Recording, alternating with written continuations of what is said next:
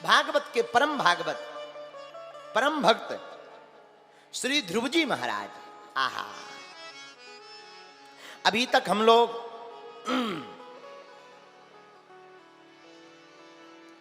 मनु महाराज की पुत्रियों का वर्णन सुन रहे थे।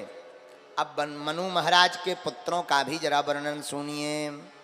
आहा, मनु महाराज की 3 बेटियां आकुति, देवहूति, प्रसूति, और मनु महाराज के 2 पुत्र हैं प्रियव्रत और उत्तानपाद।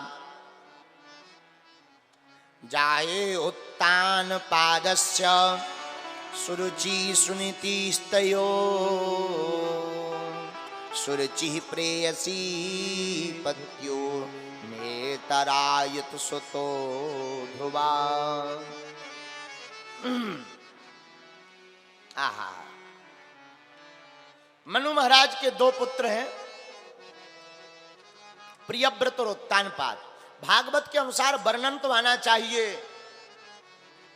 प्रियव्रत जी का, क्योंकि बड़े तो वो हैं, लेकिन भागवताकार सबसे पहले उत्तानपाद का वर्णन करते हैं। बोले क्यों? बोले उम्र में तो प्रियव्रत जी बड़े हैं, लेकिन भगवान की भक्ति में महाराज उत्तानपाद बड़े हैं। आहा, महाराज उत्तानपाद के 2 पत्नियां हैं, एक का नाम है सुरुचि, एक का नाम है सुनीति। आहा, दोनों ही बड़ी राजा के प्रति समर्पित है, लेकिन राजा बड़ी पत्नी से थोड़ा कम प्रेम करता है, छोटी वाली पत्नी से ज्यादा प्रेम करता है, उसी की वशीभूत रहते हैं। और ये उत्तानपाद कोई भागवत के उत्तानपाद नहीं है महाराज, ये उत्तानपाद हम और आप ही उत्तानपाद हैं।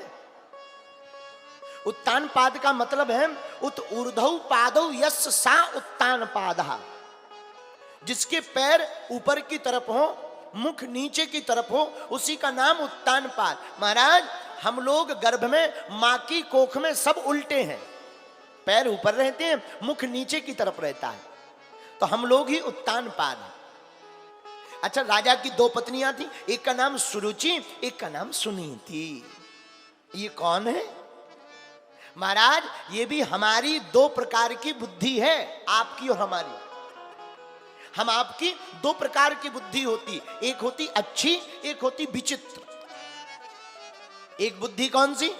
एक बुद्धि जो वेद के अनुसार काम करती है, शास्त्र अनुसार, शास्त्राज्ञा, गुरु आज्ञा, माता पिता की आज्ञा मान करके जो काम करे, उस बुद्धि का नाम है महाराज सुनीति।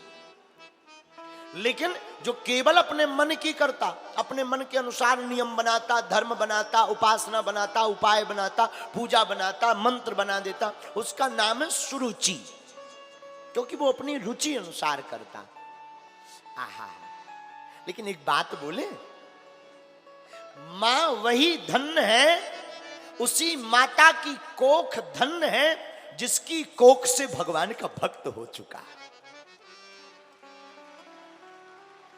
जिसकी कोख से भगवान का भक्त या भगवान की भक्ति मता बिटिया हो चुकी हो, उसी मां की कोख धन्य है माई बाप।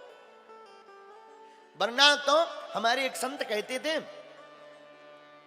महाराज जिस मां की कोख से भगवत भक्त पैदा नहीं होवे ना, उस मां को तो पुत्र जनना ही नहीं चाहिए, संतति नहीं होनी चाहिए, भगवान का भक्त ही पैदा होना चाहिए।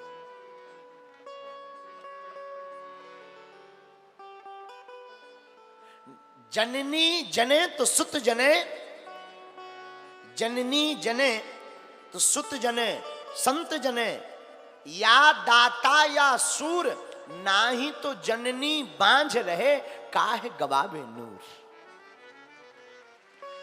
मां अगर संतति पैदा भी करे ना, तो ऐसी संतति पैदा करें, या तो वो संत हो, या तो वो दाता हो, या भारत राष्ट्र के लिए लड़ने और मरने वाली संतान हो गए।